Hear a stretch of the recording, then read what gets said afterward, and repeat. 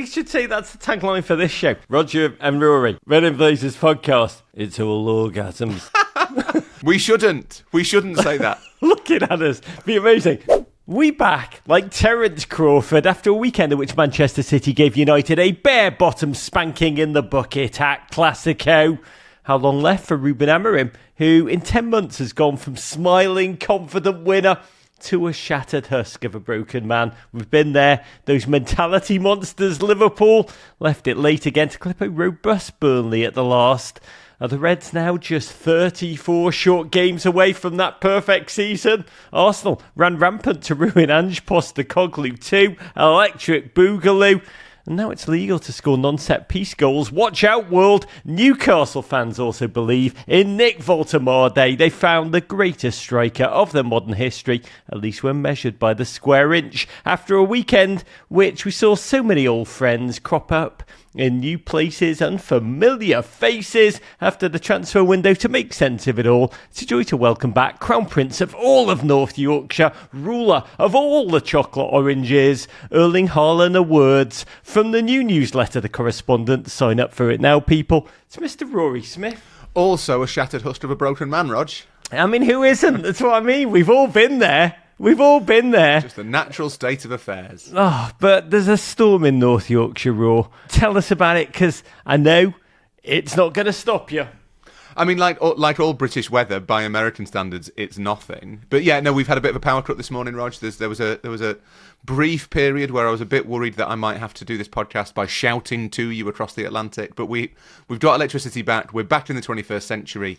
We're all okay. That's amazing. Boosting a little bit, because electricity was only invented now where I grew up in about 2003. Get out the hand crank, baby. But let's start with the hard-hitting question. A question left under our last YouTube by GFOP at Gather the Goliath.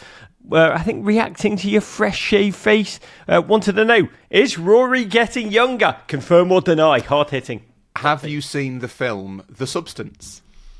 I've not seen The Substance. Should I? It's a bit like that. It's just there's an injection I take, keeps me looking fresh. No, I have this thing where if I shave, I lose about 15 years. It's both. It's a blessing scientifically. And a curse, Scientifically. It's a blessing and a curse. By the way, don't reduce it to that, because if you can make it about 90 pages or longer, it could be the best-selling diet, the shave diet by Rory Smith. Just sometimes if you shave, you look younger. That's my advice. You know what? I don't. Number one, this is an embarrassing thing to admit as a grown man. I can't shave. When I shave, I just leave patches. I'm so bad at it. And number two, I have the reverse. Somehow shaving makes me look older. It's like the same thing as when my wife took me aside and told me to stop wearing football shirts. She told me they had 20 years and 40 pounds. Shaving's the same for me. What do you wear to play football in? I wear tweed mostly, like what English explorers tried to cross the Arctic in 1920s. Pretty much that outfit, you know what I mean? High performance. I think this is one of the great cultural shifts that people ignore. My dad, who's now in his 80s, there is a famous photo within our family of him climbing a mountain with my mum, who's a very keen walker. Yeah. My dad is wearing a tie. He's wearing other clothes as well, but he walked up a mountain in a tie, in a suit and tie. And probably spent longer choosing which tie would go with the outfit than it took to give up the mount. That generation, you had your work suit and tie, and then you had your relaxing suit and tie, and everything was a lot easier, Rog. That's so funny. You know, I do remember I used to go hiking with my dad when I'd go back from America. I know he used to love it. I've actually come to love it. I didn't really like it then. But one of the reasons I didn't like it was when I'd pick him up, he'd always be wearing, I don't know what they're technically called, but they're like hiking trousers that come to just below your kneecap with long socks. That makes it sound a bit like your dad, who obviously was an upstanding member of the community, was dressed like Fred Durst. Oh my God. No, I mean, it was only the first time I saw it. I was like, Dad, what are you wearing? He goes, what else should I wear to climb a mountain, son? And I realised in that moment, man was stuck in about the 1930s. I didn't want to get into it, but God bless. Ivor would have been caught in that same dilemma as my dad, which is that deep down, he'll have been thinking, this is a leisure activity I should do in a tie. That will have been the problem. You know what? bring back those times when gentlemen wore hats and would just walk around saluting everybody. I think it was solve a lot of problems. By the way, I was just back in England at the weekend, very fleetingly. I had a fantastic time.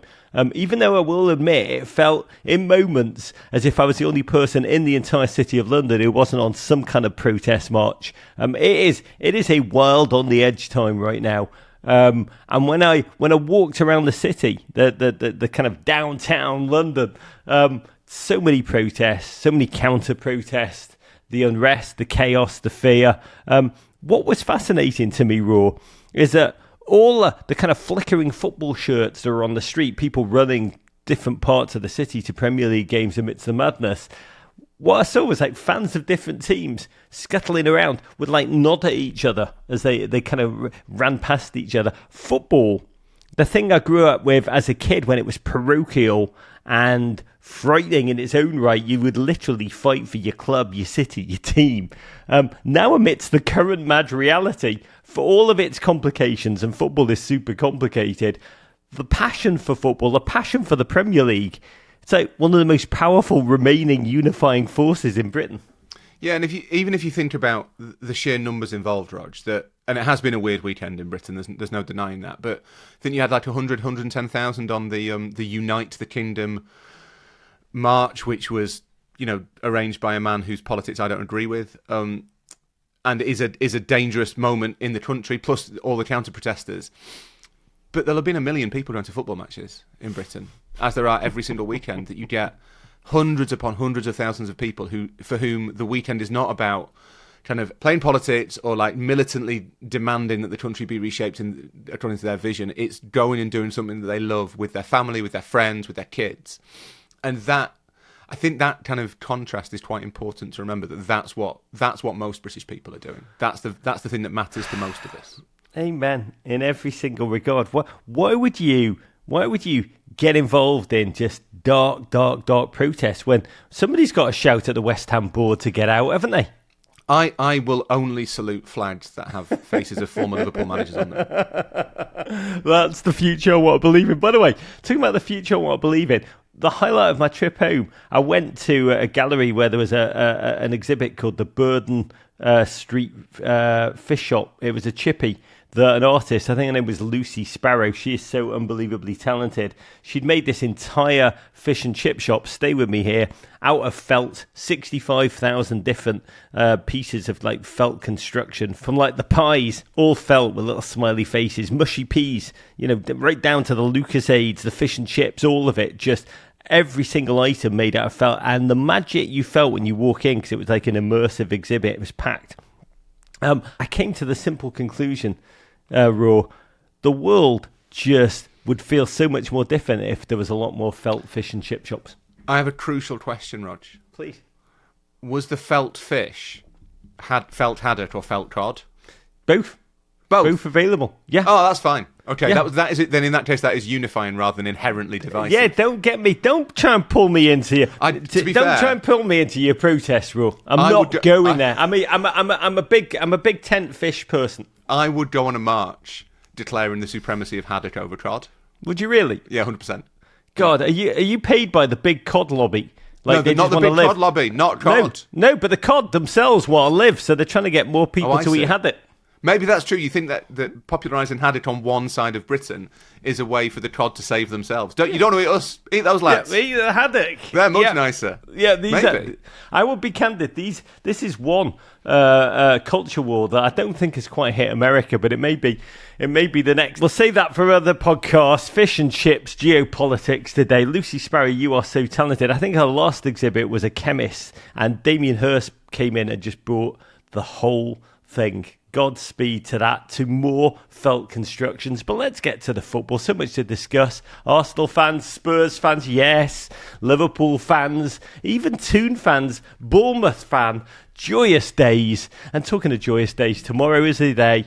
The official Men in Blazers Breakfast Club collection dropping, inspired by those early weekend mornings when you finally break out that one piece of special crockery, that fine crafted china that you only use for football. It's been smiling back at you from the cupboard all week long, waiting for kickoff. It's an assortment of mugs I think there's even a few limited edition teapots as apparel, all designed to refract those giddy feelings and knowing football is back in our loving arms. It's the club that bonds us all, the Breakfast Club. Discord members will get first access to the shop tomorrow. Click the link in the show notes below and join us if you haven't already. Big, big love. Let's start with a toast. I want to raise my third first Michelob Ultra of the day to the legendary Ray Hudson, who this week retired from broadcasting as an American original, a gent, more poet than commentator, dropping lines like magisterial Argentinian, magisterial Leo, running like he's got a food mixer down his shorts and it's set to beat.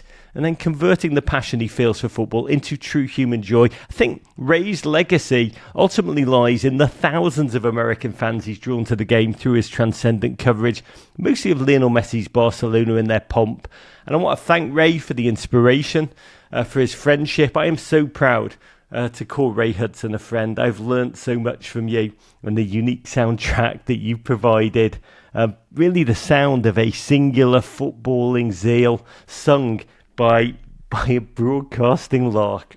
It's amazing how much power commentators have in our memory, I think, Rog. Ray Hudson's not someone that I was aware of. Obviously, he wasn't on TV here until kind of the dawn of social media. But all of my memories of, my formative memories of football, you see the goal, you see the kits, you see the pitch, you see the players, and you hear the voice. They have an incredible role in our kind of consciousness as fans. It is amazing. I remember, like, Americans, and this has collapsed a little bit, American fans love commentators with emotion. Like, we were reared on the Martin Tyler kind of English school of thought, where commentators had to be stoic. People now laugh at Martin Tyler, would see, like, Steven Gerrard bass one in from, like, 45 yards, and he'd just go, goal. And Ian Darke became massive over here in kind of 2010 because he was willing to, in an English voice, lose his mind, became beloved here. And I remember the first game he broadcast in England after that 2010 World Cup when he became essentially Sir Ian Darke.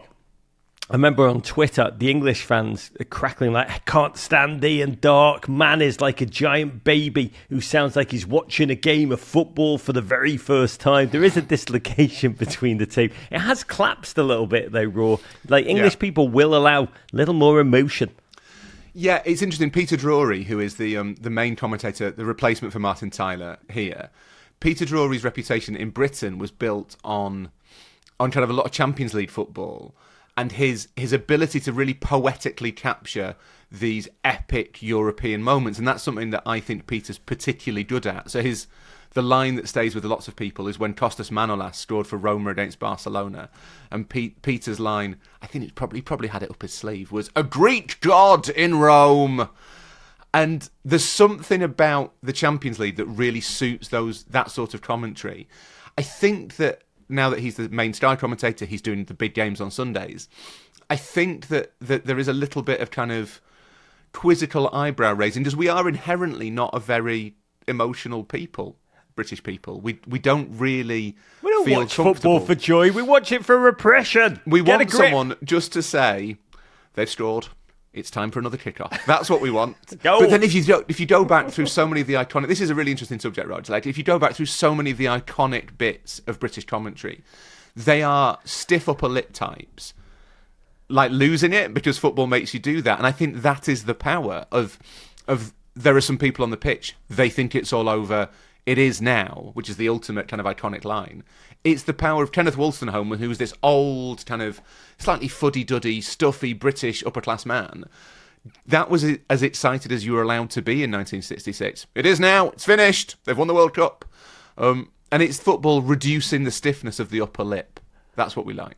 Yeah, I mean, it is fascinating. Drury, we had Peter on this show, and he talked about what he does. He's quite remarkable. He swears he is improvising in his post-match and in his opening comments. I mean, man is like, if that's the reality, it's like Kendrick Lamar of football, to be able to just conjure the imagery he does. I admire him so unbelievably much. He is beloved here in the United States. It's fascinating what you're saying about the Sky reality and how that will change him.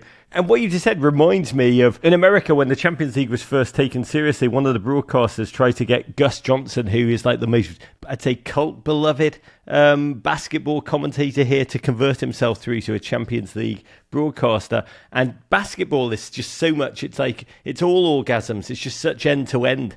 And he could never work out the cadence of how to just be like genuinely watching football calmly. Like every time the ball approached the goal, he'd be like, Manchester City in the area, as the ball would just be like immediately slapped back into halfway. But he was like, every time it was like, when the ball in the basketball gets into the paint, something's going to happen. It's either going to be blocked or there's going to be an emphatic dunk. We love it in America. We love being at when the crack is at 10.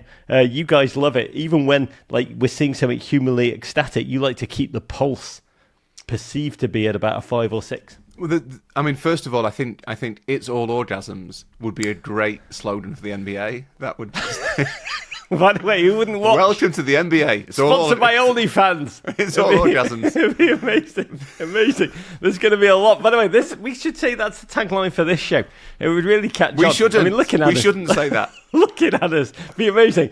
Roger and Rory, Red and Blazers podcast. It's all orgasms.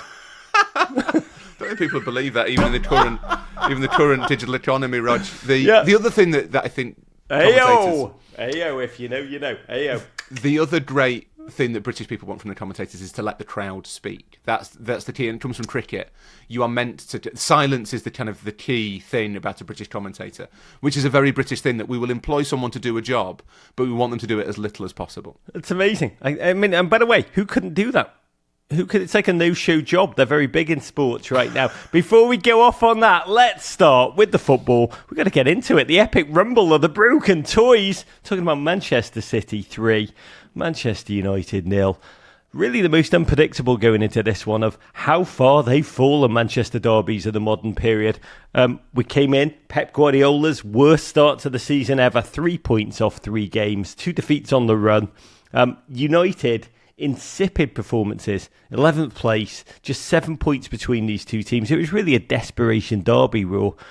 All the talk coming in here, zooming in on who will be in goal for both teams, which kind of captured the madness of this one. City had just unboxed Gianluigi Donnarumma in for $35 million from Paris Saint-Germain, instantly inheriting the mantle of the Premier League's baldest haired man title, that vaunted trophy, once run by the great Mo Salah.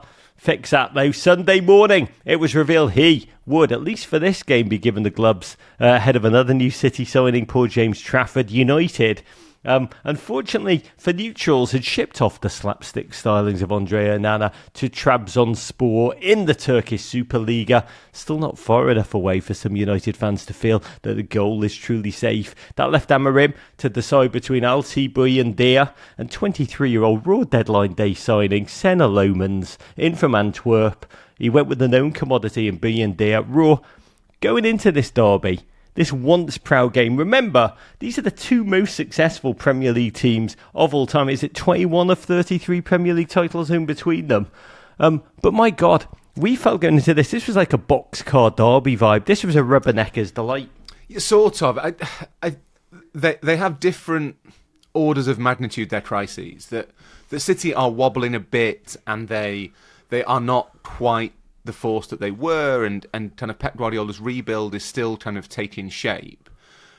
But it's nothing compared to what Manchester United are going through. I mean, Manchester United are never more than about 72 hours from collapsing back into crisis. And it's so familiar now, that rhythm, from Ole Gunnar Solskjaer, from Ralf Rangnick, from Jose Mourinho, from Erik ten Hag, that you kind of know how this Ruben Amorim story ends, because he can't ever get out of the crisis.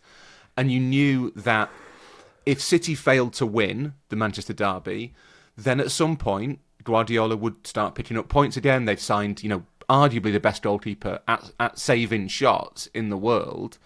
They have this kind of strength in depth. They have that experience, this quality.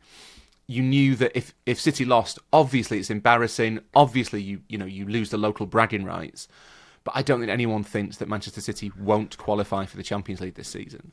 Whereas for United, every defeat feels potentially existential. That's a really important textural difference, I think, between what crisis looks like at City and what crisis looks like at United.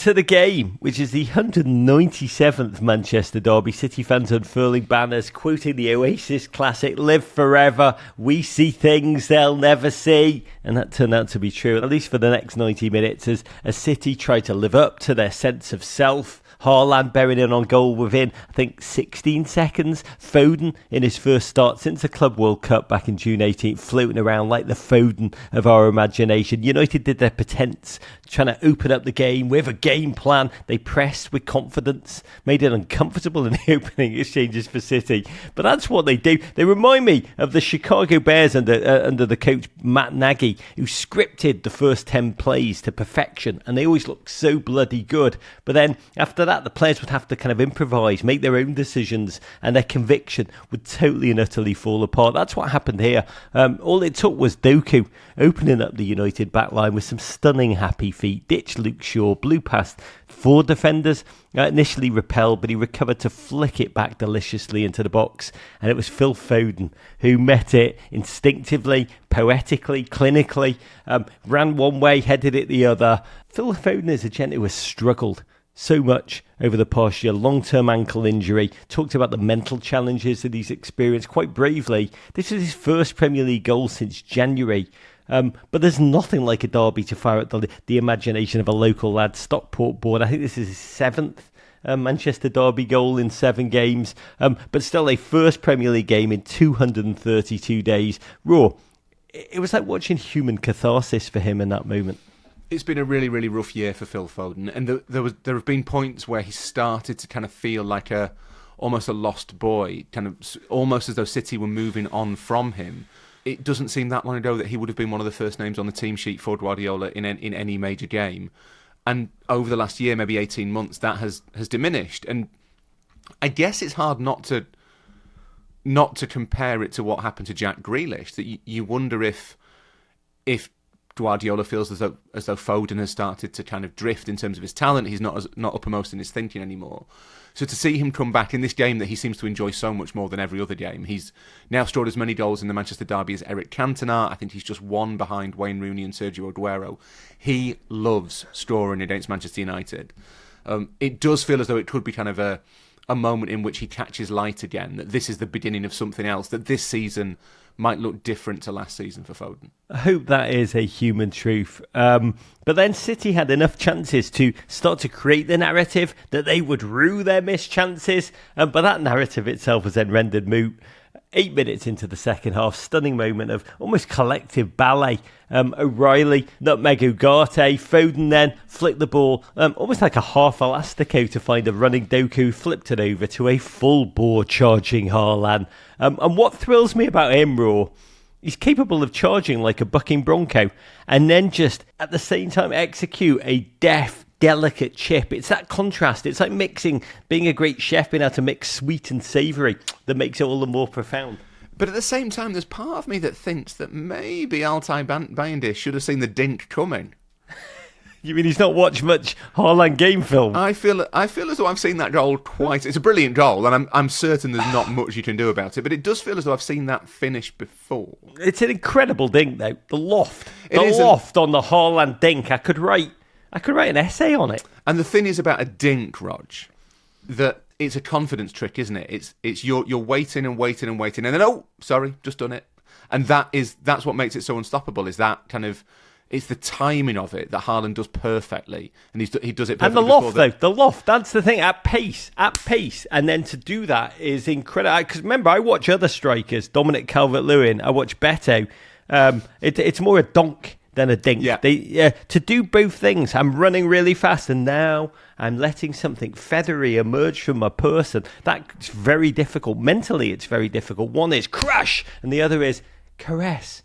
And to do them both, his dinks are... I mean, again, I'm reining myself in. I could write an essay on the Haaland dink. The Haaland dink, I said, all orgasms. But, Raw, it's the juxtaposition of his lethality that I think is mind-blowing. But that's what makes him the player that he is, isn't it? Is that ability to not just be kind of a raw physical force, which he absolutely is and can be, but he does have this rich array of finishes, and some of them are brute power, and some of them are much more gentle, much more artful, much more kind of delicately crafted. And I'm not sure there's another striker out there who can do those two things. We need more chip shops made out of felt. I interviewed Erling on Thursday. And I asked him if he knows just how menacing it is to watch him score and then immediately trot away and do that, which I always interpret as meaning, like, let's do it again. I just did it, but let's go and do it again, which is an incredible impulse. Like, most people are like, I scored, it was amazing. He's like, okay, let's go again. And he just laughed the most deeply menacing laugh and agreed. He does know just how kind of threatening it is. And yeah, that's what I live for. And he honestly didn't have to be that threatening, because at this point, United became instantly shambolic. I think Holland hit the post within 90 seconds. But then within 10 minutes, he rumbled onto a Bernardo through ball into so much space. When you look at this, all the United defenders were somehow left for dead, almost in the City half. It's so shambolic. He then trundled in 40 yards, finished effortlessly past by Ndia, and then dropped into the lotus position, joining Aguero and Rooney as the record goal scorers in the Manchester Derby Premier League era, 8 goals. To add to United fans' agony, I think Højlund scored in his debut for Napoli, I think within 15 minutes, of course he did. And in the goalkeeper stakes, really an odd baseline to this game. At the very same time, Ederson, I crap you not, Ederson and Onana were playing each other in the Turkish Super League, which is like an upside down of the Premier League. It's like the Premier League is Hawkins, Indiana. The Turkish Super League is just a crazy place. Onana, of course, man of the match performance. Here, Ederson's replacement, Donnarumma, say very sharp at his clean sheet. Lovely save from an Mbumo Raspa. A real sweetener for Pep as he revelled in victory, quite demonstratively on the sideline. Double joy, I think, for the memory of Ricky Hatton, the late boxer who passed away that morning in Manchester too soon. A gentleman who brought such pride to the entire city, fighting as a champion in his too short life. Huge Manchester City fan. He would have loved this. What happened on the field. And you saw the players loved it too, Raw. Their celebrations post-game were really, quite effervescent. But don't we have to resist the urge to declare City back? Arsenal at the Emirates awaits next weekend. I'd say there's a lot to be positive about, but it's always hard to read too much into this at the end of the day, isn't it? Because it was just United and they were so poor. That's the problem, is it's not quite the statement result that you think it is when you see those two names on the same piece of paper, when you think of it as the Manchester Derby, because Manchester United just aren't very good. They're a mid-table football team. So yeah, Man City have won the Derby, which is a big thing for them, obviously. They did it coolly, effectively, clinically, relatively easily, and deserve huge credit for that. But ultimately, at the same time, they've beaten a team that will not be in direct competition with them. Arsenal next week is a much better comparison. But then I guess this is where kind of modern football, maybe sports discourse, struggles, because City aren't back because they beat United, and they won't be not back because they lose to Arsenal. City are building again. It will take a little bit of time. There will be bumps in the road. I think by Christmas, by the kind of the business end of the season, Pep Guardiola will have worked something out and they'll be in contention for honours. But it's not a smooth path.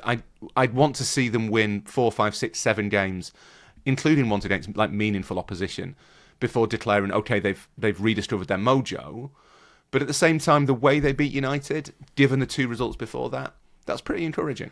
So to produce what you're saying, Raw, City not back, but not back. Somewhere in between the two. It's Schrodinger's Pep Guardiola team. They're both back and not back at the same time. Aren't we all somewhere between not back, but not back? Exactly.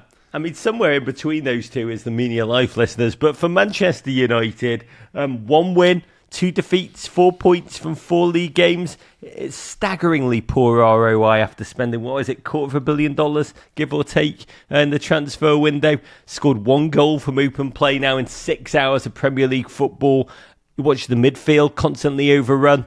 Šeško, 0 goals, 0 assists. United fans already beginning to use that old joke that he's, quote, striking confidence into opposing defenders. They really are. I look at them, it's just a misfit squad with a manager who's a tactical fundamentalist. He makes no bones about it. He said after the game, I am not going to change. A horrendous record for him. 8 wins now from 31 Premier League games. As United are, as many fans are pointing out, rock bottom of a Premier League table of the 17 non-relegated teams in games dating back to his arrival, which was only November 24th. Højlund was the problem. Marcus Rashford was a problem. Anthony was a problem. Garnacho, Onana, they're all gone. Most of them doing pretty bloody well. United still trying to fight for any kind of forward momentum. It is very, very dark there. We're at the moment where this tactical fundamentalist zealot manager and this squad raw, it's really a poisonous, toxic mix. 31 points from 31 games under Ruben Amorim in the Premier League. It's really quite astonishing he's still in a job. And I think one of the things that's saving Ruben Amorim is that he seems so likeable. It's really hard not to see Ruben Amorim and think he looks bright and smart and personable and amiable. I was at the Burnley game a couple of weeks ago, and he is. That's exactly what he's like. Like, you can imagine why players would want to play for him. You can absolutely understand why fans want to believe in him. But the fact that he's still there and not really seemingly under that much internal pressure, despite the results, that might be the most damning indictment of what Manchester United have become, to be perfectly honest. It's incredible, Rod. There's a piece in the Manchester Evening News this morning. This is a real quote. A source close to Amorim admits it's, quote, incredible that his position is not under genuine threat, despite 16 defeats in 31 league games. Raw, Gent is briefing the press himself or getting his people to brief the press, please fire me and pay me off. That's where we are. And yet the fact that United don't do it, I think, is purely pride at this point. It's the fact that Jim Ratcliffe, who's the minority owner, who's in charge of the sporting operations, he's invested in Amorim. He fired Dan Ashworth, his sporting director, a really well-respected sporting director, basically because Ashworth thought that appointing Amorim was the wrong thing to do. That relationship broke down because Ratcliffe was determined to roll it through. It very clearly hasn't worked. It's really hard to see how it will work in a sufficiently short period of time to make it worthwhile. And so what you have with United is a team that is never more than one. It's not even a defeat away from a crisis. It's a draw. If United draw a game, everything kind of comes to a head again. If they lose a game, it feels like, the end times. And a win just staves it off for another week. The astonishing thing about United is that was true under Ten Hag for more than a year. It was true under Solskjaer for about 9 months. It was true under Rangnick. It was true under Mourinho. The club just kind of refuses to learn its lessons. And every week that goes by without a decision, the kind of general situation they're in gets worse and worse because those teams at the top, they're getting better. They're getting better every single week. Won't somebody think of Frank Illett and his need to get a haircut, Raw? I mean, listen to you, it does feel like the only thing that's keeping Amorim in the job is the desire to not fire him, which is crazy. So City, not back, but not back. And Amorim, not fired because firing him is not firing him, if you know what I mean. I don't actually understand what the heck I just said, but I do think Nuno's United going to be sick. Chelsea await. Oh my God, next weekend to Sunday morning. Burnley 0. Oh, Liverpool 1. Didn't we almost have it all, Burnley fans? Liverpool entered the only perfect team after 3 match days. Made the trip to the Shires without Alexander Isak. We'll have to wait at least maybe Champions League Wednesday for him to make a match day squad slot, making it very clear he's not quite even had his pre-season yet while waiting for his freedom fight / scorched earth and quiet quitting at Newcastle. Honor said the two have only talked twice, so the Reds are unchanged. Actually, they were the Greens on this occasion. The Adidas trefoil returning to a Liverpool jersey after 34 years, Raw. The shirt, we've got to talk about it very quickly, like electric Wingstop green is what it looked like. It was kind of beautiful on you boys. Did you like it, Raw? Did it bring back magical memories from the 1990s for you? It's a colour that Liverpool should play in. But the irony of all these kits from the 90s is that, from a Liverpool perspective, the 90s, there's not many happy memories in the 1990s for Liverpool. So they keep referring back to these kits that all I can see are these are kits that Liverpool failed in, which is nice. It's nice that they're sort of paying homage to the dark years of finishing like 7th.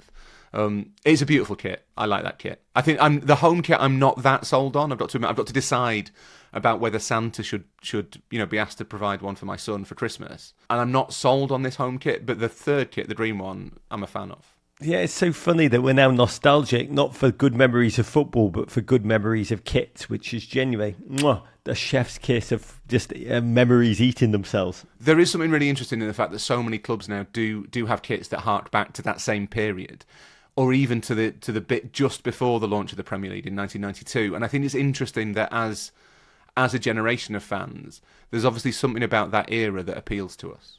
What do you think it is, Ru? I mean, to say it's like, do you remember us when we were really crap? Yeah, but the shirts were great. I think partly it's just that Hadley Freeman, who's a journalist and a writer, has got this 30-year rule of culture that was basically that's the amount of time it takes people to grow up and decide that the things that they liked when they were kids are the best things, and so they reintroduce them to the culture. So I think there's a part of that. But also I kind of think that period feels less corporate, less commercial, less cynical, a little bit kind of less poisoned by, various things around social media and stuff like that, a little bit more kind of innocent. And I wonder to what extent we're kind of looking back at those kits and thinking football was a bit more fun back then. Yeah, do you remember those days when you could go to the game honestly, naively, wondrously, and get your teeth kicked out by opposing fans on the way home? I miss them. What's your most nostalgic Everton kit? I think it's the Lecoq Sportif Everton shirts that really, really Everton wore when we won things. We won things by right. The one with the V, the white V, which made every player look like they were wearing a pregnancy smock, which I made me marvel at them even more. We're beating you, and all our players are pregnant. I mean, that one is probably most logged into my memory. But the Umbro kit, a second kit, which we've already done I'd say it was a drive-by nostalgic nod to when we wore salmon and blue stripes. I own a lot of them, which in itself was harkening back, I think, to like the founding of the club, which I really, really adored as a kid. And I wish we'd brought that back as our second kit. Was that the kit that you stayed up in like 1994? Yeah, with Danker on the front. Yeah, it was genuinely just the German. That we didn't have sponsors. It was just the word for thank you in different languages. That's how they did it. I think it was like the greatest truck company of all time. You feel so. That's the thing about football. You feel so fiercely loyal to your sponsors. Like I remember when Everton's first sponsors, possibly their first was Hafnia, which was like a Danish or some kind of Scando pork brand. I was like, yes, buying all my sausages from Hafnia. Clearly the best. Is that what Hafnia was? Were they like a wholesale butcher? No, they made them. But let me tell you, I still feel loyal to them. I don't even know if they still exist. They're a sausage maker in like somewhere in. Hello, all Scandinavian fans. Please tell me the truth about Hafnia now. Maybe they were purveyors of botulism, or they probably were, weren't they? I would still always rather use Crown Paints than any other brand. I've got to say, and that's because I still, as we're talking about this, Manchester United forever was sponsored by Sharp Electronics, and I remember like when we'd go and buy like a new record player, and they'd be like, "This one's on sale. It's the best we got in the shop," and I'd look Sharp, I'd be like, "Sorry, can't do it." The best one was always Rangers and Celtic, the two teams in Glasgow, who for a long time had to have the same sponsor, because if a company sponsored one of them, all of the other fans just wouldn't buy it. So there were years where they had Tennant's Lager as both sponsoring both of them, and then NTL, which was like an internet provider, they took over and sponsored both of them, because why you couldn't just sponsor one, you'd lose half your customers. This stuff matters, Rog. Wait, we should save this for our other podcast today in commercial sponsorship, which is why we watch. We were talking about a game, and it was a game in which, again, second game on the run, we have to say poor Burnley. They'd lost, I think, 5 straight to Liverpool. Scott Parker, remember, last time he'd faced him, he was a Bournemouth manager. He got absolutely ass-slapped 9-0. But he's grown since then. Talked a lot about that before the game, quite confidently, actually. And he went on a low block. I mean, I think even Flow Rider would say that. Now that is low. 5 at the back, discipline, smothering. Not everybody's cup of tea. A lot of angry fans parking the bus. I thought it was amazing. Just 50 passes. completed before half-time. But always, credit Burnley, willing to flicker on the counter in quite an uncomfortable way at times. Liverpool's legs, got to say, with respect to them, no doubt stiff after the international break. That's what it looked like to me, that performance. Cumbersome, I think you could say. You watch that Liverpool front line, Raw. It's not quite clicking in this latest iteration. I wanted to hear you talk about this. Ekitike, been potent, but he wants to be the man. But Salah's the man. Salah admitted when he came on our show, I said, how are you connecting with him? He said, yeah, it's still... he said, yeah, but that's a good question. Not quite found their chemistry. Both essentially want to be the alpha, expect to be the alpha. You got Vert still trying to work out how to calibrate to the Premier League. It's not even close to it. I'd say work in progress. Yeah, they looked contemplative to me. That might be the positive spin that I'd put on it. What do you mean? Like musing? Yeah, they're trying to fit. It was all quite slow, and they were kind of making the right decisions eventually. And Liverpool ultimately dominated the game. And Burnley didn't have a touch in the Liverpool box in the second half. So as much as the result, the way the result came about was very cruel. And Burnley, who again saw at Old Trafford a couple of weeks ago, they were superb that day. Really unlucky to lose. Very much the same on Sunday. Liverpool did they had all the chances, they had all the possession, they were the better team. But it feels as though it's not coming instinctively to Liverpool at the moment, that everything's kind of cranking and grinding into gear eventually. I agree, funnily enough, that they look quite sluggish physically, and I don't know whether they're fully up to speed yet, which, 4 games into the season, probably not ideal. There are mitigating circumstances around that. If you speak to people at the club, they'll say that they did kind of have a disrupted start to pre-season because of what happened right at the start, of course. I don't know enough to know whether that would still hold true. It is always slightly tricky after the international break, but it's been true of all their games. They do look a little bit kind of slower, not quite as it's not zipping as much as it might. And at some point, they'll need to sort that out. I think that's probably fair to say. But they also have to figure out, as you say, Rog, how to get Wirtz into the positions that he wants to be in, to start creating, start prompting, start kind of making the team tick. How do you get Ekitike into the positions he wants to be in? How do you make sure that Mo Salah's still in the position to kind of finish moves off?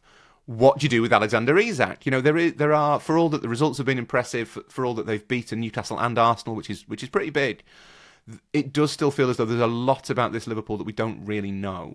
I was chatting to someone at Liverpool, and I said, God, the moves you made, you're like one of those NBA super teams. And he wrote back, he said, you do know that most of those super teams actually don't win anything. Everybody wants the ball. That's almost where Liverpool are, on that half-time reworking. And despite that, they are bloody winning, listener. Spoiler alert, Conor Bradley came on. I thought he made a huge difference. Szoboszlai, the excellent Szoboszlai, moved into midfield. Liverpool instantly got a more direct propulsion. And I compared watching this game to the early days of Facebook Live, where we all watched that watermelon have one elastic band put on it after another to create incredible pressure, and then we all were, how long can it last until it explodes? That was what this game felt like. Burnley, God bless them. The newly promoted teams are no longer trying to not play like newly promoted teams, if you know what I mean. They are trying to grind out. They're not naively trying to play the ball out the back. And it was really resolute stuff. I admired it greatly. They hadn't lost at Turf Moor, I think, at all last season. Hadn't lost yet this campaign, but that record went up against Liverpool's ability to score. I think they scored 4 goals already in the last 10 minutes of a game, which is incredible. They just dig deep when their opponents falter. It got easier for them when Burnley were reduced to 10 men. Ugachukwu got a second yellow for sliding through Wirtz. And then 93rd minute, Hannibal, whose name sounds like an Eastern European English learner, mastering the language, quasi-normative determinism about what followed. A lot of fans trying to work out how and why he did it, Raw.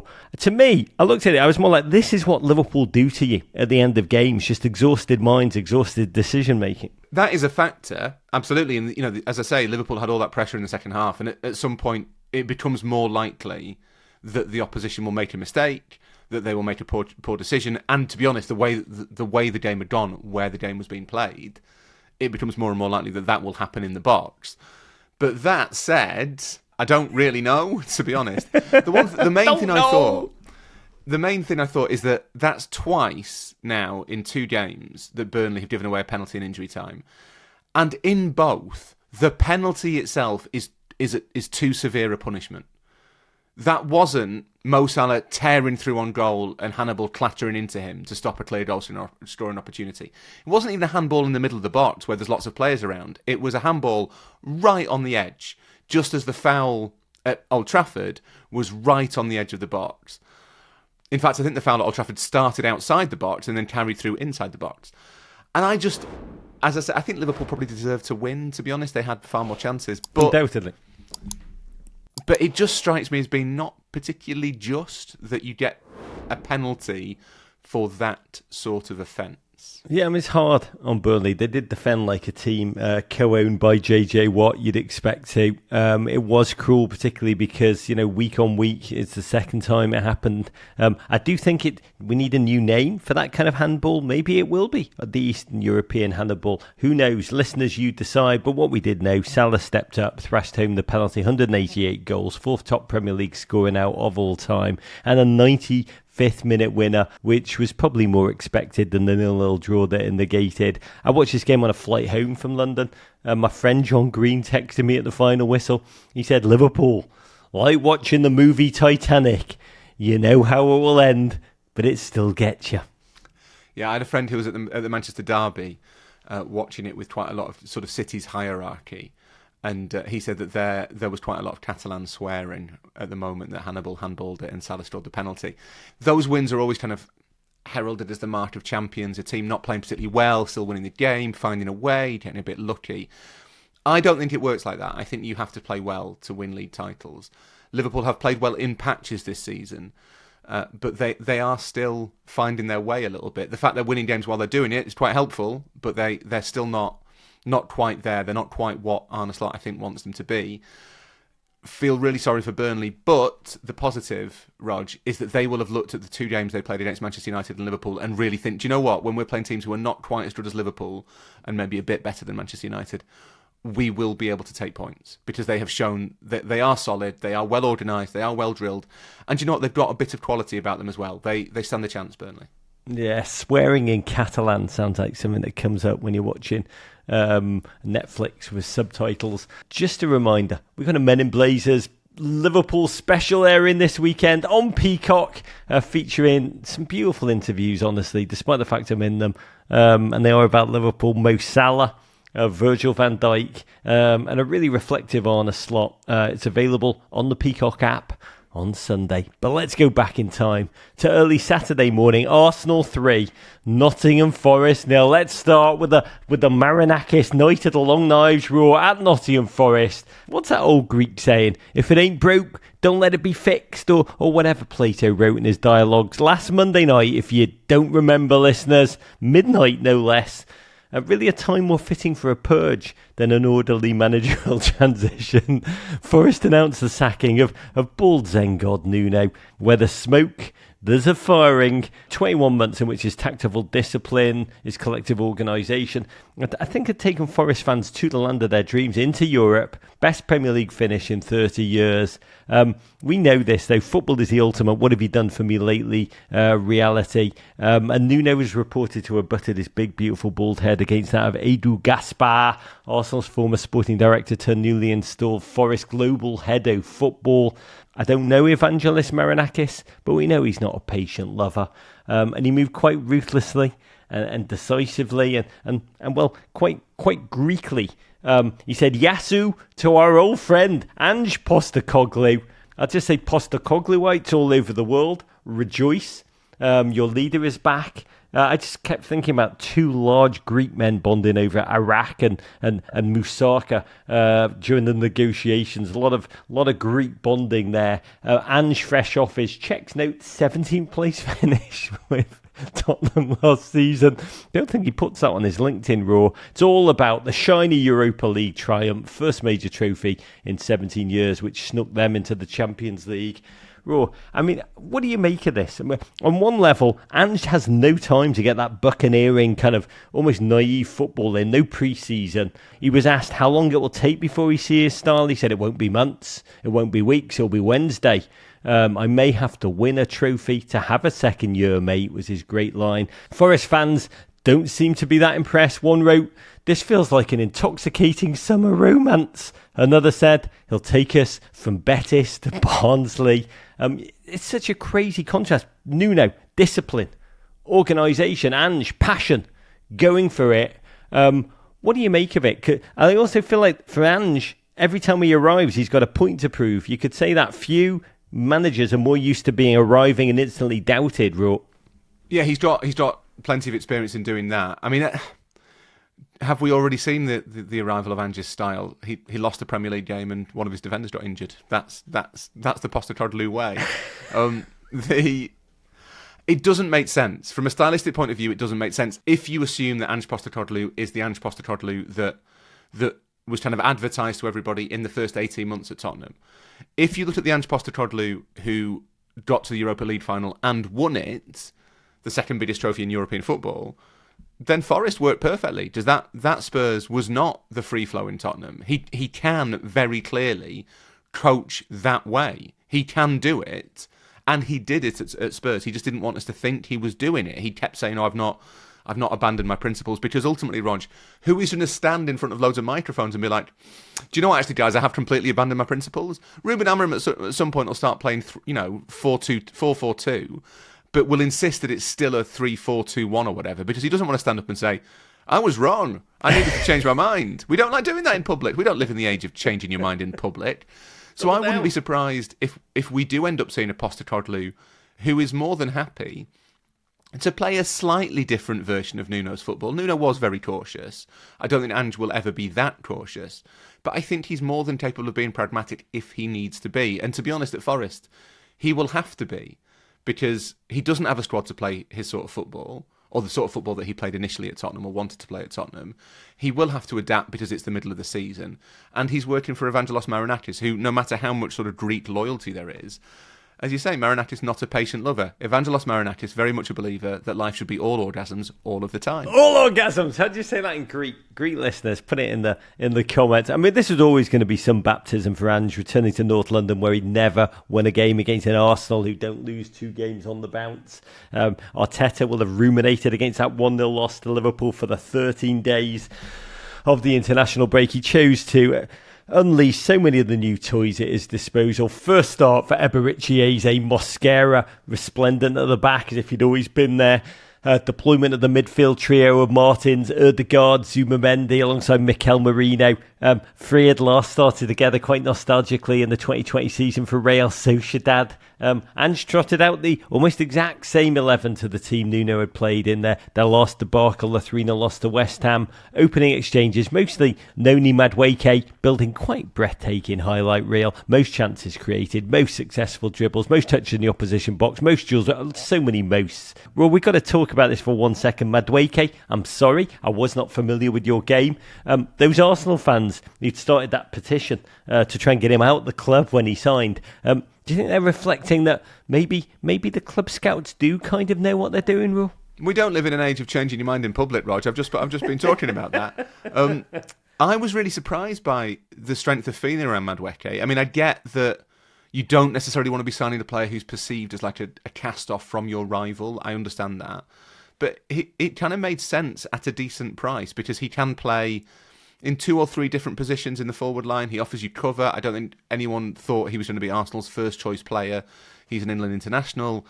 He isn't perfect. His final ball's not always the most reliable, but he's an obvious and consistent threat. It struck me as odd that people were so unimpressed by his arrival, and I do wonder whether the reaction might have been a little bit less sort of forthright had Gyökeres arrived first and then Madueke. That's really, really, really fascinating. We'll get to Gyökeres in a second. I mean, Madueke, all the stutter steps, all the head fakes, it was beautiful to watch. Less beautiful watching Martin Ødegaard go down with a repeat shoulder injury. We'll talk about that in a second. But the Arsenal goals must have been some joyous distraction. 32nd minute, a lurking Martin Zubimendi lashed. And I mean, absolutely lashed a cleared corner. So thumpingly pure, so honest. It grazed heads on the way in. in. I was almost relieved that it didn't hit them. It would have taken them off. God, type of goal. Every time now Zubimendi at the Emirates gets on the ball, there will be cries of shoot for years now because of that moment. We wanted to see how Ange Postecoglou's team talk would change the Forest setup, and it worked its magic for, I think, 46 seconds, because Calafiori pinged a long ball down the Arsenal left. Eze, smooth one-time cross across the box. It was Gyökeres who slammed it home to make it 3 goals in 4 games for Big Victor. It was just new signing season at the Emirates.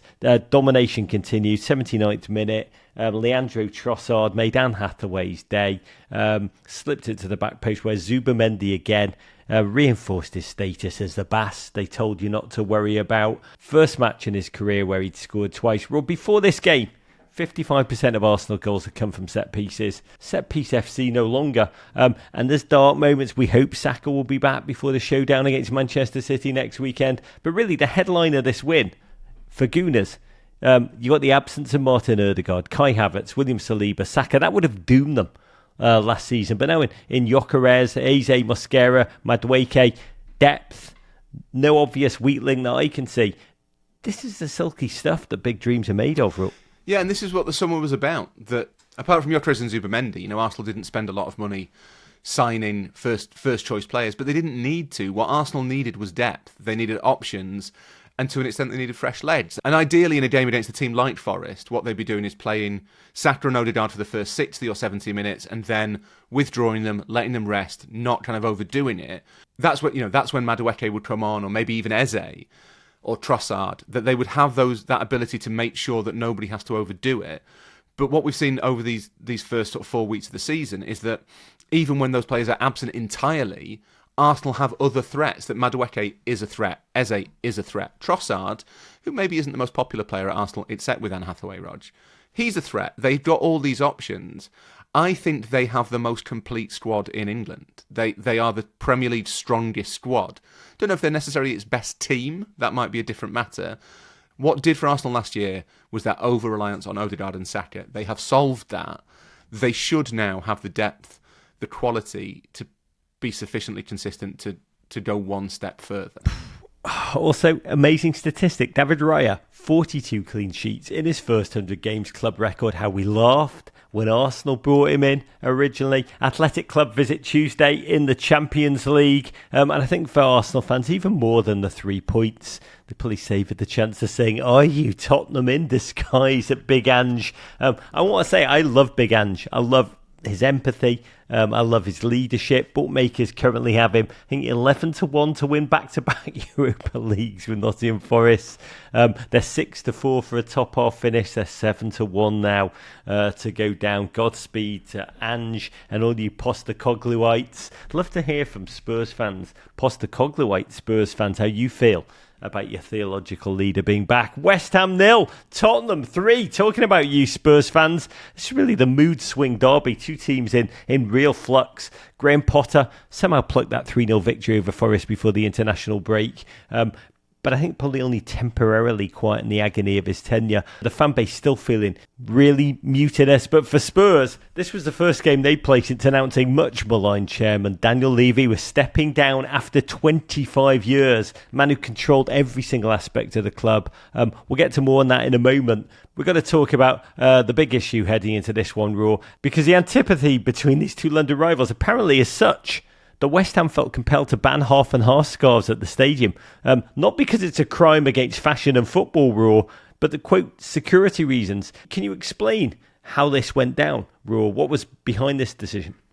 Well, as you can see, Rog, as the proud owner of a River Plate Boca Juniors half and half scarf, I don't have a problem with them, but it was obviously felt that as you say, the rivalry runs so deep that the risk of a flashpoint was so high that it wasn't safe to buy them, to wear them, to offer them, and so they banned them entirely. I think. But the half and half says, "I'm not here for either team. I'm just here for the football. Don't beat me up." It's almost as if they wanted to help the respective teams' ultras need to know who they were trying to smash the face in of with absolute certainty. The half and half scarf is the weirdest object of the strangest culture war in Britain, which is saying something given the number of culture wars that are currently ongoing.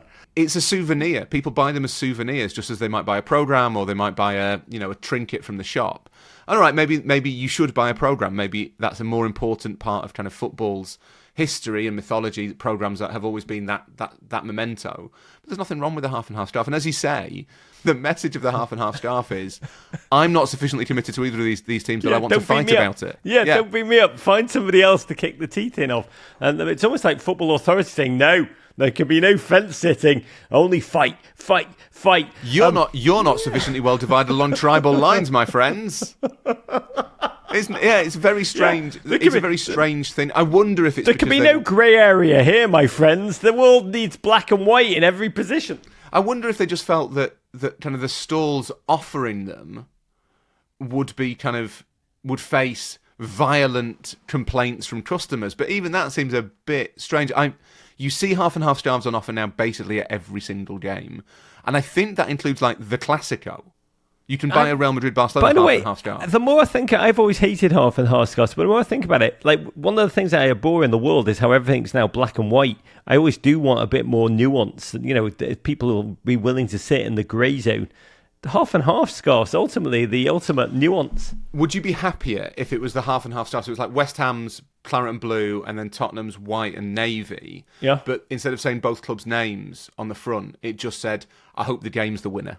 Yeah, like Rob Lowe with the NFL hat on at the Super Bowl. Just football. Just here for the football. Just here for human joy. Can't we be there just for human joy, people? In this case, human joy was all for the Spurs fans. Thomas Frank gave a debut to $70 million signing from RB Leipzig. Dutch game changer Xavi Simons played him up front, along with Kudus, a gent who'd brought in from Czech's Notes West Ham for $74 million. He was given an East End welcome home every time he touched the ball. Spurs had a goal from a corner incorrectly ruled off for a push, which was crazy. Just look at it. I don't have to describe it. Injured Spurs midfielder James Maddison wrote, if that goal's disallowed for a foul, you'll never see a corner be taken without the referee blowing for something ever again. These football players are not having it. Just 3 minutes after half-time, breakthrough from another corner, swung back post by Simons, Pape Matar really didn't have to get into the scrum, just stayed out of the fray, was left totally unmarked here to headbutt home. It would get worse for West Ham. Thomas Souček went kung fu fighting on Paulina, leaving the upper portion of the Portuguese sock completely in tatters, red card. It was lovely to see young Lucas Bergvall quickly rise up to compute time and space, score his first ever Premier League goal. Really a faded header that was quite exquisite over Hermansen, 2-0. Mickey van der Ven then got his, but the Irons fans were already headed to the exit, didn't even have the energy to boo Kudus anymore. What's that about? Raw 3 embarrassing losses for West Ham. Really surrenders. 5 goals from corners, 6 goals from headers. Really repeating the same mistakes over and over, leaking 11 goals. How much longer do we have to watch Graham Potter suffer in that technical area when Sean Dyche is available? Or does change at West Ham really necessitate kind of deeper, more profound cultural change at the board level? Sean Dyche and Nuno, Rog. There's two obvious. Dream team. Obvious. Oh, you think together. Both, maybe? Yeah. That could work. Be interesting. I think if you didn't get on with Adu, Nuno, let me introduce you to Sean. The Sean Dyche as director of football, I think, works perfectly. I think there will come a point later in the season when that 3-0 win for West Ham at Forest goes down as the strangest result of the season. Like, it's such an obvious outlier. It's weird that it's obviously vaguely contributed to Nuno losing his job. Probably keeps Graham Potter there at West Ham for a little bit longer.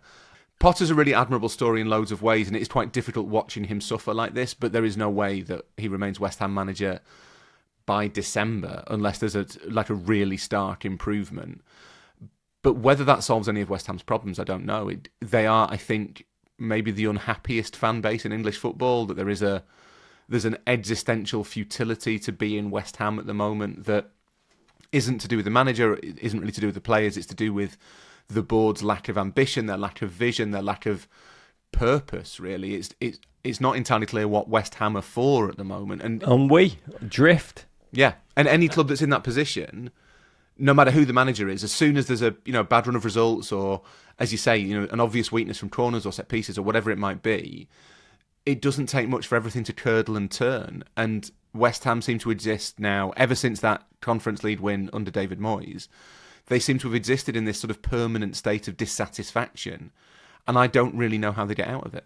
For Spurs, on the other hand, third win in four. Thomas Frank, huge respect there. There is a feeling of change. Let's talk about it very quickly, because the real news is the departure of Daniel Levy. Eased aside after 25 years, as I said, as the club's chairman. He's been a lightning rod for fans who saw him as essentially prioritising greed, finances over trophies. I will say that 2025 Europa League victory, ultimately, they won. And it's almost a strange coda for him and for Ange to that barren period. For Daniel Levy, I think he went through 13 managers, survived countless fan protests, finally wins, and now he and Ange are both gone. Ro, I mean, you've written about this. When Daniel Levy took over in the year 2000, Spurs were valued at around 110 million. Today, I think they're worth nearly $4.5 billion. They got that new state-of-the-art stadium, which will ultimately probably be his legacy. But so many fans point to the business pragmatism as the handbrake that held that club back from manager winning. It's going to be fascinating to me to see how he's remembered with time, because there is the rationale. Spurs reached 16 semi-finals, 7 finals in his time, but it's almost a lack of silverware that's the emotional that did him in. Yeah, it's a really complicated legacy. It's really hard to know how to weigh the good bits of Levy against the bad bits. There's no question that complaint that too often he was focused on kind of saving a few pennies here and there did have a massive sporting cost. So his tendency to leave Spurs' buying business in the transfer window until the last possible minute to get the best possible price, it's good business, but from a footballing point of view, it's not that sensible. But at the same time, I think if you look at the growth in Tottenham under Levy, it's extraordinary. They were invited to be part of the Super League. Tottenham were the only team that never wins anything that was invited to be part of the Super League. That thing you all hated, that was my greatest achievement. We were going to be part of that. Look, it was an unpopular party, but at least we got an invitation. All the bad guys were there. I think the two things with Levy that I find really interesting. One is that he became a character in the Premier League drama around transfers at a time when we were getting more and more obsessed with transfers, and he was the bad guy. He was the guy saying, no, you can't have that money. And I think that influenced how he's perceived by Spurs fans, but also by the broader football culture. And the other thing, and I think this is really important, he was an owner who was at the games. A lot of owners don't turn up. Sheikh Mansour is not at the Etihad Stadium.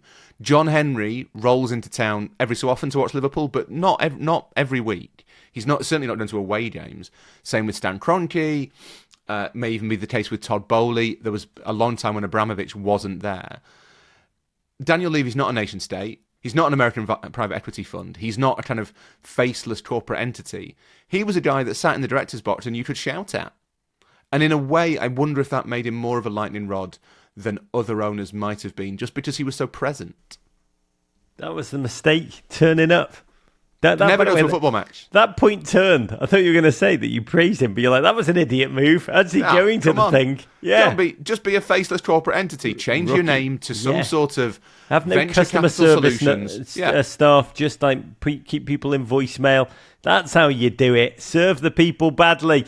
Just viva la revolution, Spurs fans. So fond of that club. Talking about revolutions. Newcastle 1, Wolves 0. Post-Isak era begins in earnest. Toon still winless before this one, but two shiny new signings as a little bit of a bomb. First, $75 million Congolese Wissa in from Brentford, not in the squad, picked up a knee injury that will keep him out for a reported 4 to 5 weeks. But the second, perhaps lesser known before this game to Premier League fans, but I say massively heralded. I'm so fascinated to hear you talk about this 23-year-old tall drinker German Wasser, Nick Vogsimada, who arrived from Stuttgart, just scored 17 goals all comps last season, made his presence felt almost immediately. I think Newcastle fans joked he plays like a 9.5, 29 minutes in, 6'6" striker, got his 1990s German international cliched looking head onto the end of a looping Jacob Murphy cross, powered it home. It's honestly like watching Rick Schmitz dunk a basketball for the first time. Raw. Voltemada, fascinating to me anyway. His nickname, we talked about it last week, 2-meter Messi.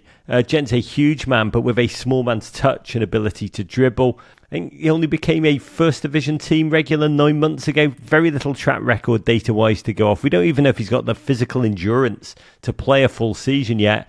But the second he scored, every single Newcastle fan in my text hit me with the same thing. Best striker we've had in ages. Yeah, it was an encouraging start. I was there at St James's Park on Saturday, and what was really striking was how little anybody mentioned the other guy. I mean, I don't think Eddie Howe has... I don't think Eddie Howe's faced the media for about 4 months without every question at least having the undercurrent of, well, what's going on with Alexander then? No, there was no merchandise for sale outside St James's Park calling Isak a rat. There was no chance about Isak's kind of betrayal. There were no questions to Eddie Howe about Alexander Isak. Newcastle were thinking about Nick Voltemada, and it was an encouraging debut. It wasn't perfect. He gets involved in play. He's difficult to deal with. He seemed to relish the kind of physical battle presented by a really kind of robust Wolves team. There were good things and bad things about his performance. I think it'll take a little bit of time. But that goal just felt like a weight being lifted off everybody's shoulders. And normally people say that for the player. But I think this time it was for the club. The club needed to think, all right, there's a striker here now. We don't have to spend all of the season thinking, would this have been different if the other guy had been here? The other guy. Get a half and half Isak and Voltemada scarf. That's the future of football. I've been working on a convoluted joke, Rog. Yeah. About Nick Voltemada and he who must not be named. Does Voltemada sounds a little bit like Voldemort? Yeah. You're not but the first I don't know if I can out. land it. I don't know if I can land it. We're all orgasms on this show, Raw, so That's workshop it. Bring it back, baby. Talking about all orgasms, Wolves, a little bit limp, lost all 4 games to start the season for the first time in the club's entire 127-year history. Nailed to the bottom of the table, no points, no pints. To get the season up and running just in time to welcome Barcelona to St James's Park on Thursday. Bonus Champions League football. Game which you see that cauldron bubbling over with the ample bosoms of tens of thousands overserved Geordie gents, and it will be absolutely magnificent. Brentford 2, Chelsea 2, 4th straight London derby for Chelsea. West London derby separated, I think, these two clubs by about 6 miles. Enzo Maresca's mob, really the best of times, the worst of times, chance to go top, but also the legacy of the Abramovich era continues. Self-reported financial irregularities, reporting to 74 charges of breaches of rules regarding regulations on working, quote, with intermediaries and third-party investment. My God, this is why we watch in players between 2010 and 2016, which probably mean, we don't have time to talk about this, probably just means big fine incoming. In this game, Cole Palmer coming back from injury. So many South American players shattered after CONMEBOL qualifying. And Bayern Munich in the Champions League midweek and United Old Trafford to come meant that Maresca tried to experiment with his lineup. Started Facundo Buonanotte as the number 10. Joel Hato replaced Whig model Mark Cucurella at left back. None of it worked. Brentford took a first half lead via a life in him yet state-of-the-art Jordan Henderson through ball. First Premier League assist in 880 days for Jord. Second half Chelsea reshuffle. Cole Palmer entered, caressed home swiftly within 6 minutes of his return. Garnacho came on desperate to prove himself, made an instant impact, playing a role in Caicedo's 85-minute hammered pile driver, which should have sealed the points for Chelsea. Felt like it in the moment, but Garnacho giveth.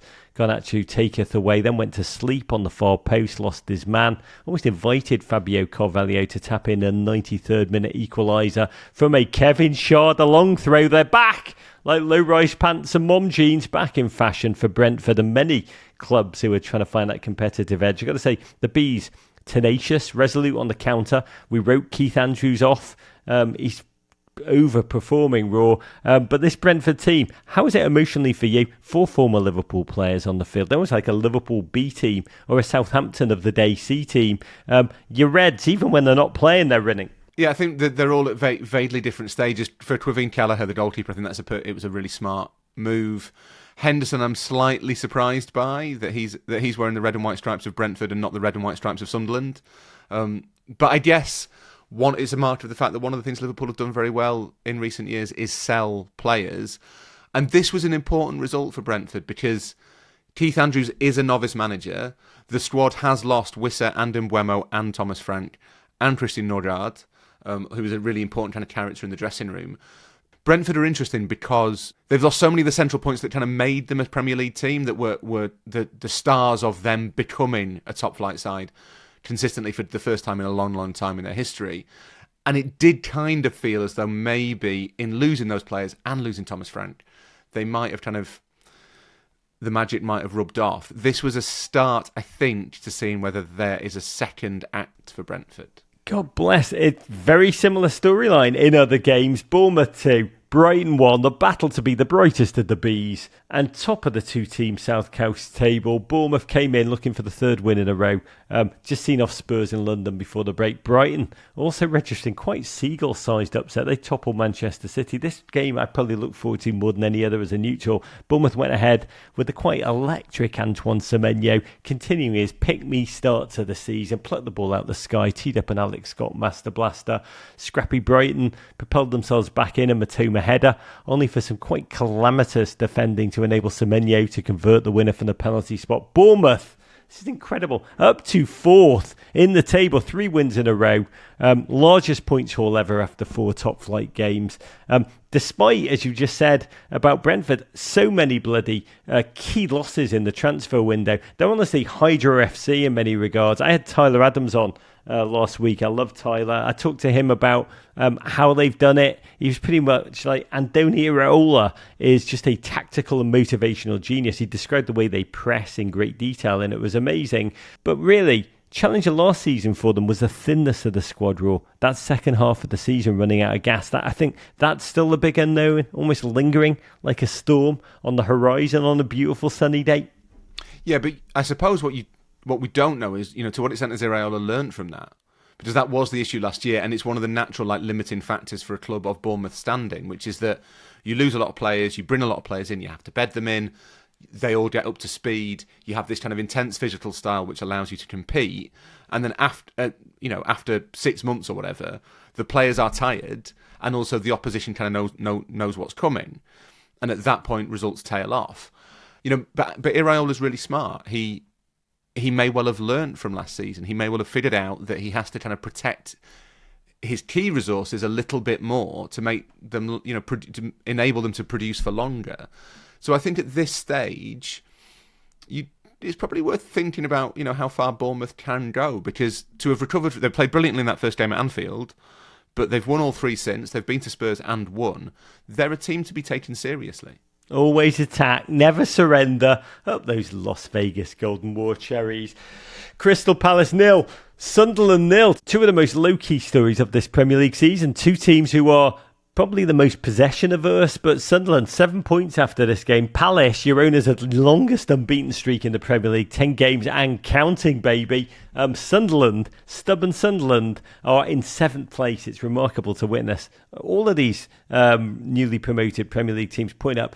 Huge fight, which brings us to you, Leeds United, who lost 1-0 at Fulham. Fulham, who came in as one of the 4 Premier League clubs without a win, but the only club with an official PGMOL apology after, remember, Josh King's goal was wrongly disallowed in that loss to rival Chelsea right before the international break here. They almost got their just desserts in the most surreally insane, cruelest if you're a Leeds fan of styles. This game, it was hard to watch, a bit like a mid-season kind of NBA game where the players went back and forth with good intention but not a lot of quality, and you kind of knew if you turned it on in the final 2 minutes you'd see all you needed to. In this case, one of the most bizarre own goals I've seen in a long time. 94th minute, off a corner, ball sort of crashed in from some distance, went through a pile of bodies, and Leeds' unsuspecting defender Gabriel Goodwinson, it hit his head in a way that a bullet header kind of flew in off it. It was unintended, but I've got to say, breathtaking technique-wise to witness. After shattered Daniel Farke, the Leeds manager, said it was 1 in 10,000.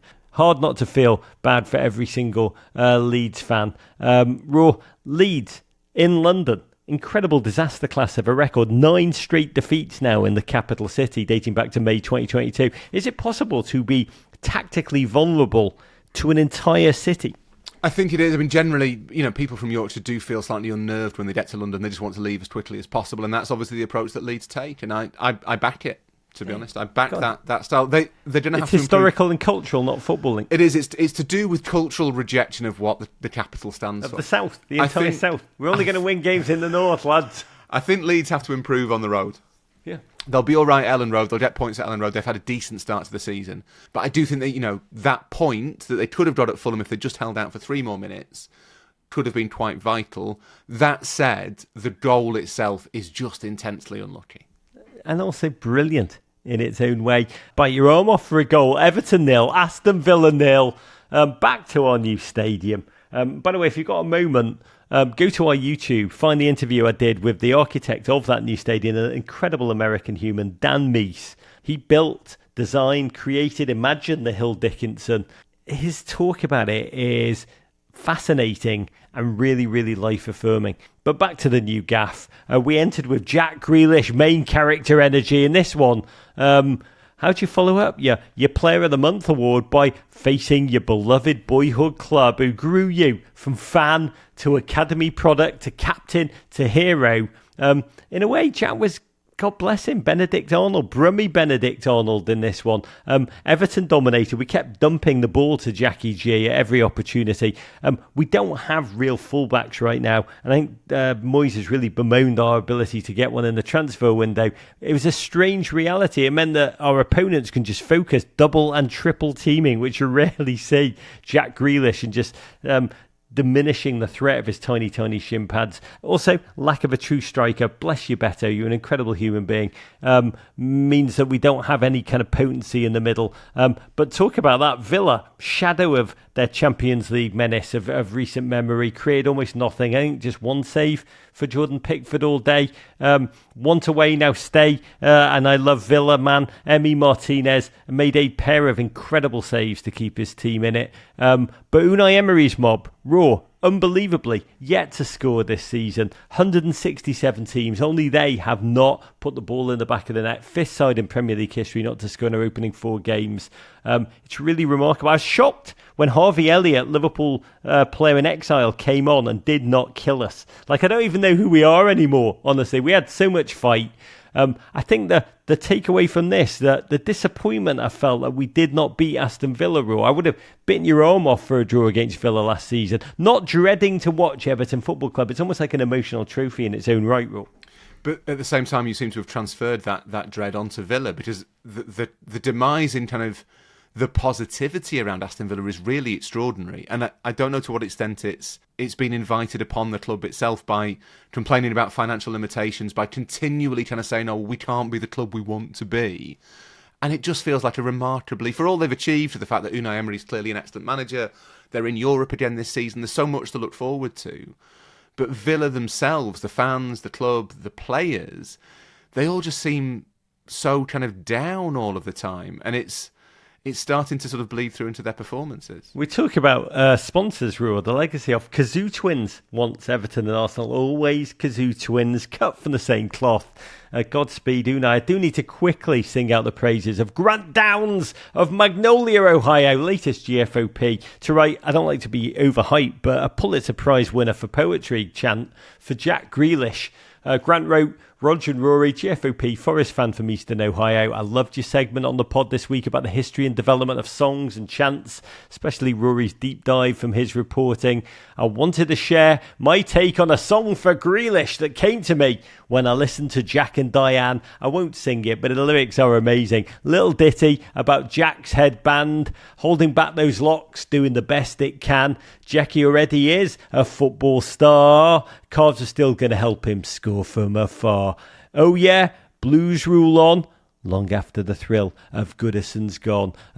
As Grant himself wrote, it's no wacka wacka, but please forward it to the Big Dick Song Committee if there is such a thing. Big love to you, Grant Downs. You are the Ashley Gawley of football songwriting. Raw, let's get to the mailbag. Do the honours. Read this beautiful letter from GFOP, Megan Randolph from Columbus, Ohio. It's Ohio Day on the show, Raw. It is. Megan says, I recently spoke with Rog briefly after the show in Columbus. That's the best way to talk to Rog. I was wearing a Liverpool jersey and he asked me why I like Liverpool.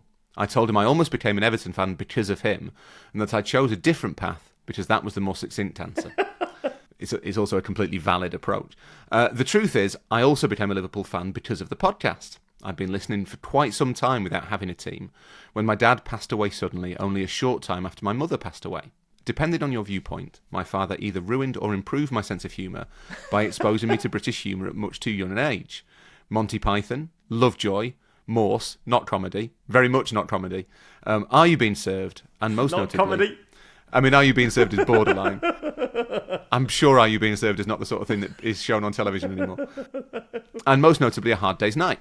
Young American schoolgirls aren't supposed to be sarcastic or use foul language, but I revelled in both. Nobody knew what to do with me. My dad learned all about soccer because I wanted to play growing up. He took me to all my games and took me to my first Columbus Crew game in 1996, when they still had to play in Ohio Stadium because they didn't have a home yet, and I bet they had the fun penalty shootouts. Goldie Wars. So when you started banging on about Jurgen Klopp and his modern-day philosophy on the podcast, it really resonated with me. I said to myself, I want to go where that guy's going. Doubters to believers, I was at a very low point in my life and needed to believe in something. A team steeped in history, fallen on hard times, but on the brink of something new, possibly great. Sign me up. Liverpool Football Club has given me more joy in 45 minutes than the Cleveland Browns have in my entire life. Thanks, Dad. I think a sports team giving you more joy than the Browns is not that rare.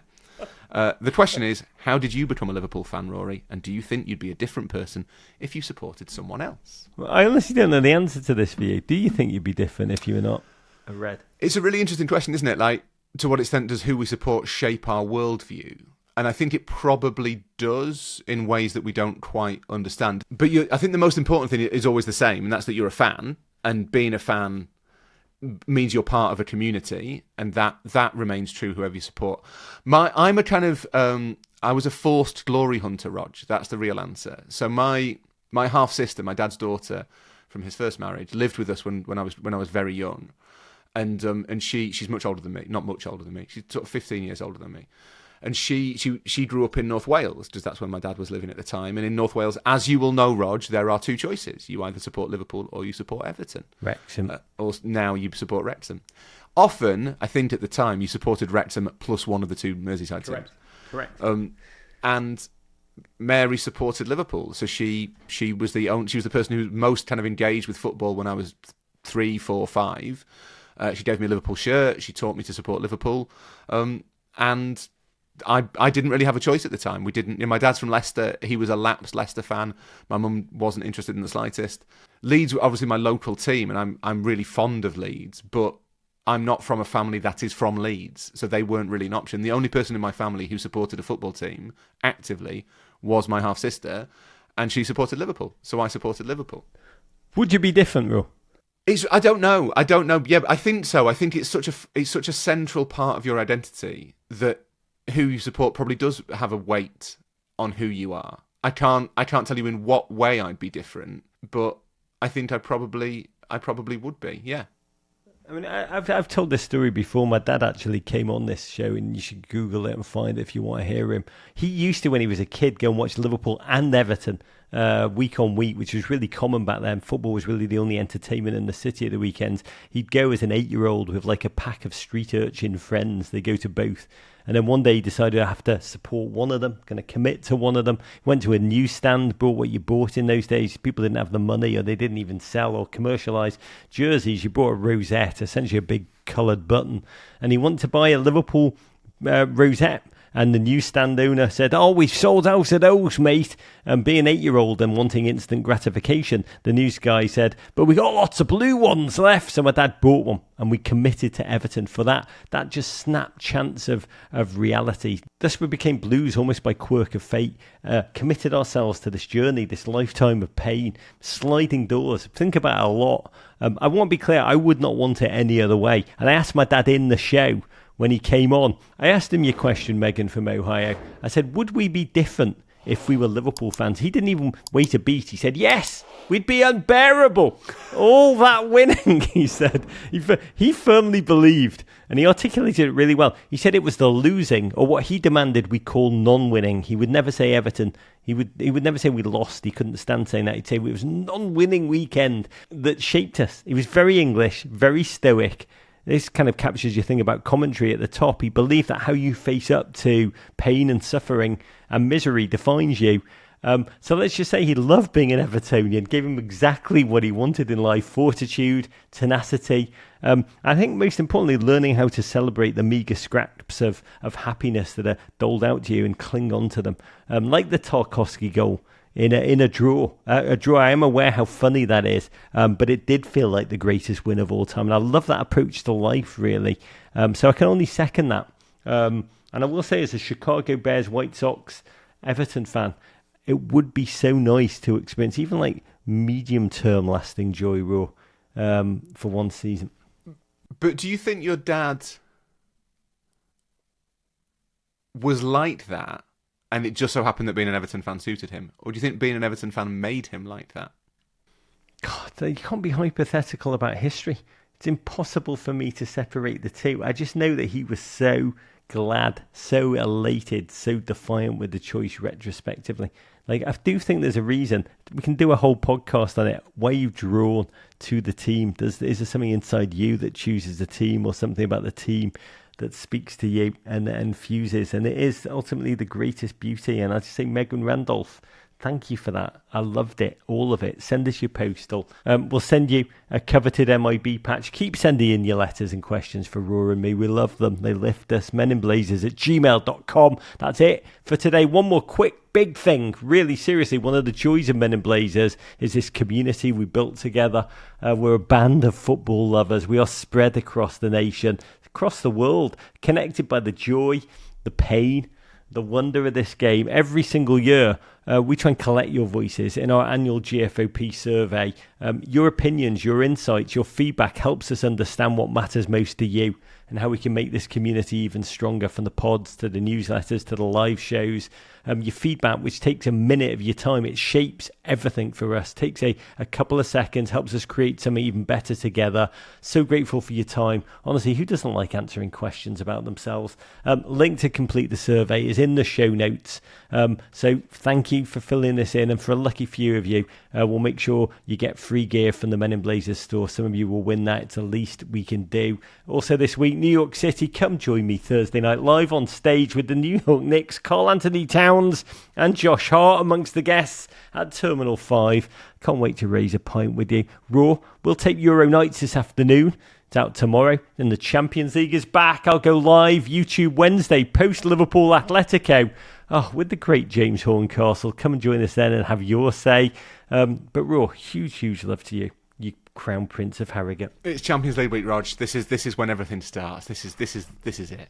Also feels like everything's finished. This is Rog sending you big love. Let's not take a second of watching football together for granted and courage.